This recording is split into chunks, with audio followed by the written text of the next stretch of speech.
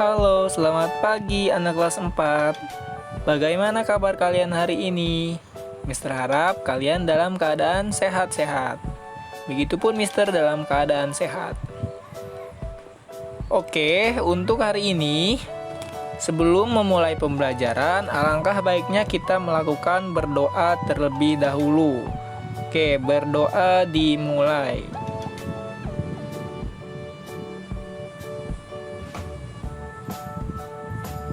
Baik, selesai berdoanya. Nah, untuk hari ini kita akan mempelajari materi tentang jenis-jenis cedera dan juga penanganannya. Sebelumnya, pada pertemuan sebelumnya kita telah membahas pengertian cedera. Anak-anak masih ingat kan apa itu cedera? Kalau ada yang masih ingat, silahkan tuliskan jawaban kalian di kolom komentar. Oke, sebelum kita masuk ke dalam materi, Mister harap anak-anak menyiapkan buku tulisnya dan tulis jika ada materi yang penting ya. Kalian juga perhatikan baik-baik materi yang akan disampaikan. Oke, anak-anak, semangat. Untuk materi pertama pada jenis-jenis cedera adalah memar. Nah, mungkin sebagian besar dari kalian sudah tahu luka memar itu seperti apa. Memar juga bisa disebut dengan kontusio. Nah, memar adalah luka yang ditimbulkan oleh pukulan benda tumpul. Bisa juga terjadi karena kalian terbentur benda yang keras yang mengakibatkan terjadinya kerusakan pada jaringan bawah kulit. Nah, memar terjadi tanpa ada kerusakan yang berarti di permukaan kulit. Biasanya memar itu ditandai dengan pembekakan dan juga kulit yang membiru seperti yang ada di gambar ya. Luka memar itu seperti ini, yaitu kulitnya membiru. Sedangkan untuk penanganannya, kalian bisa kompres dengan es selama kurang lebih 2 menit. Kemudian istirahatkan untuk mencegah cedera lebih lanjut dan mempercepat pemulihan jaringan-jaringan yang lunak yang rusak ya. Kemudian hindari benturan di daerah cedera pada saat latihan maupun pertandingan berikutnya. Jadi kalian harus lebih hati-hati kalau kalian sudah mengalami luka memar.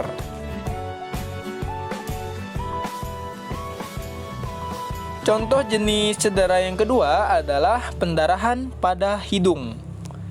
Mungkin di antara kalian ada yang sudah pernah mengalami pendarahan pada hidung ini. Ini bisa disebabkan oleh banyak faktor. Bisa karena kalian terbentur, ya. Bisa juga karena hal yang lainnya yang mengakibatkan pendarahan pada hidung. Jika terjadi pendarahan pada hidung, yang harus kalian perhatikan adalah jalan nafasnya, atau disebut juga dengan airway, dan juga pernapasan atau breathing. Nah, adanya pendarahan pada hidung ini jangan kalian anggap sepele.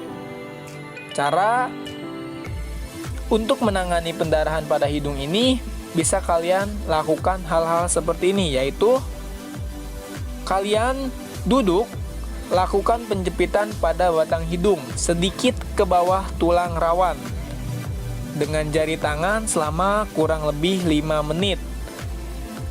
Untuk sementara, kalian bernafas menggunakan mulut dulu ya, melalui mulut.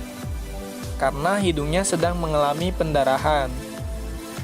Kemudian, setelah itu hidung dan mulut dibersihkan dari bekas-bekas darahnya. Jangan sampai ada noda darah yang menempel ya di bagian hidung ataupun mulut. Kemudian, kalian berikan juga kompres dingin di sekitar batang hidung, sekitar mata hingga pipi. Ini untuk mengurangi pendarahan yang lebih lanjut. Jika pendarahan tersebut tidak kunjung reda, kalian bisa meminta bantuan kepada orang dewasa untuk mengantarkan kalian ke rumah sakit untuk ditangani lebih lanjut oleh dokter. Selanjutnya adalah contoh dari jenis cedera ada pendarahan pada mulut. Sama halnya pendarahan pada hidung, penanganannya juga kalian harus memperhatikan jalan nafasnya atau airway dan juga pernapasan, yaitu breathing. Cara penanganannya, kalian bisa menggunakan air es ya, dengan cara dikompres. Sama halnya seperti yang tadi dilakukan pada hidung. Pendarahan dari bibir atau gusi dihentikan dengan penekanan secara langsung. Yang tadi disebutkan yaitu menggunakan kompres dingin. Nah, apabila gigi kalian itu sampai patah ataupun goyang, jangan sampai kalian langsung mencabutnya. Tapi kalian harus cepat-cepat pergi ke dokter untuk ditangani lebih lanjut lagi. Jadi jangan sembarangan menangani hal-hal seperti ini agar kalian tetap dalam kondisi yang baik ya, agar tetap selamat.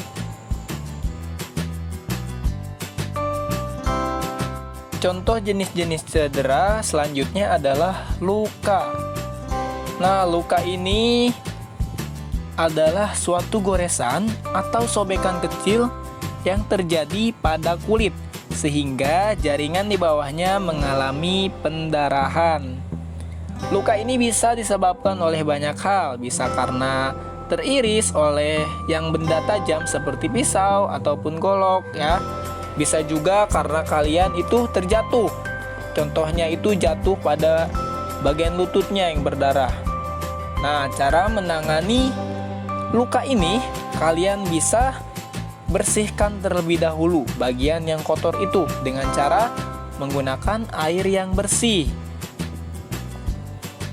Nah, kemudian apabila luka tersebut masih mengalami pendarahan, kalian lakukan kompres, yaitu dengan es.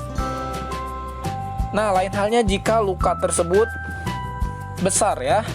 Jika luka tersebut besar dan harus segera ditangani ke rumah sakit, kalian harus melakukan hal yang pertama adalah setelah dikompres tadi, kalian balut luka tersebut agar tidak keluar terlalu banyak darah sebelum kalian nanti mendapatkan pertolongan lebih lanjut dari dokter.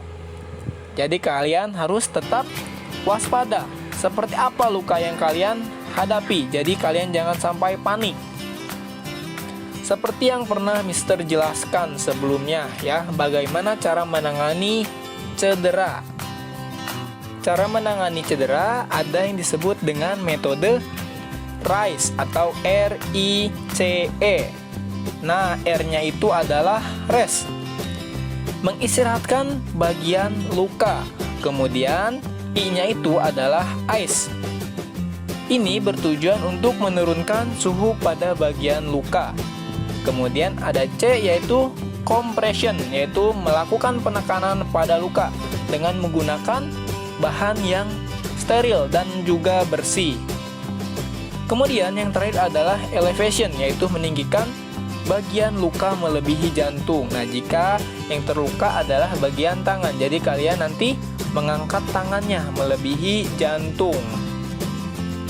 Nah, metode RICE ini bisa kalian terapkan ketika kalian mengalami cedera pada saat itu juga ya. Ini adalah penanganan pertama untuk menanggulangi risiko yang lebih parah.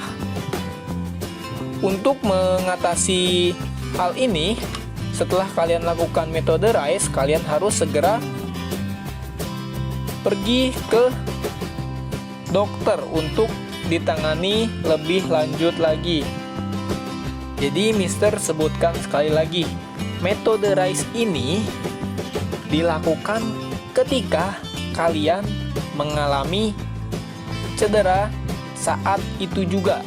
Jadi ketika kalian mengalami luka, kalian harus lakukan hal ini. Nah, setelah kalian melakukan metode RICE ini, kalian harus segera pergi ke dokter untuk mendapatkan penanganan yang lebih lanjut agar luka yang kalian alami itu segera tertangani dan juga nantinya sembuh. Kesimpulan pembelajaran hari ini adalah kalian telah mempelajari jenis-jenis cedera itu apa. Di antaranya tadi telah disebutkan, ada memar atau contusio. Kemudian ada pendarahan. Pendarahan ini ada dua tadi ya, yaitu pendarahan pada hidung dan juga pendarahan pada mulut. Dan yang ketiga adalah luka. Nah, cara penanganan jenis-jenis cedera tersebut tadi telah disebutkan. Kalian bisa menggunakan metode RICE ya, yaitu rest, ice, compression, and elevation. Nah, setelah kalian melakukan metode RICE, selanjutnya hal yang harus kalian lakukan adalah segera pergi ke dokter untuk penanganan lebih lanjut lagi, agar luka yang kalian alami itu bisa ditangani lebih baik dan juga cepat sembuh. Oke anak-anak, untuk materi hari ini cukup sekian. Mister harap kalian memahami materi yang telah Mister jelaskan. Jika ada pertanyaan, silahkan nanti kalian tanyakan ke Mister. Oke anak-anak, selamat melanjutkan aktivitas hari ini dan tetap semangat.